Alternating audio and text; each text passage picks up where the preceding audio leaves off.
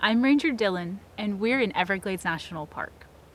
When people explore the Everglades, sometimes they're so focused on the things that they see that they forget to explore with their other senses.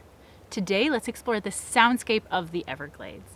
And let's start here in the Sawgrass Prairie, an open and sunny, wet habitat. Let's be as quiet as we can and listen closely to hear what makes sound in a sawgrass prairie. In the sawgrass prairie, mosquitoes buzz around me. Wind rustles through the blades of grass.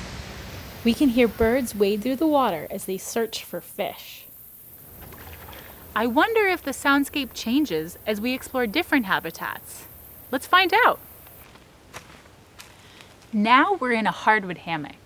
A hardwood hammock is a higher and drier habitat where bigger trees come together overhead in a dense canopy. In the hardwood hammock, branches squeak against one another as the wind moves over the canopy. Songbirds sing to one another from their refuge among the leaves. Do you think it might sound any different after dark? Let's find out.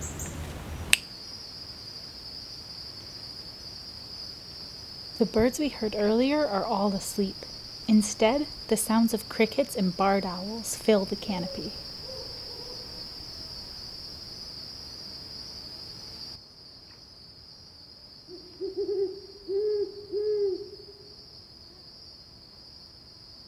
It feels so peaceful and calming to listen to the sounds of nature.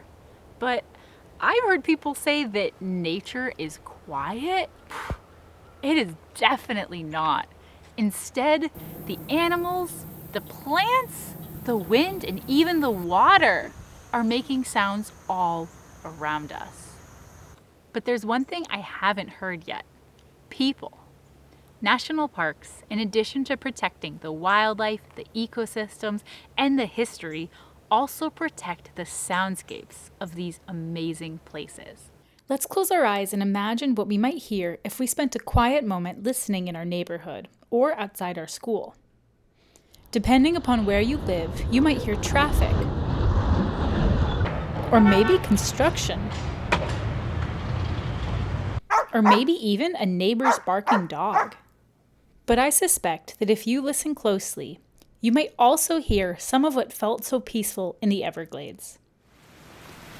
The next time you and your family go for a walk or play outside, explore the soundscape of your neighborhood.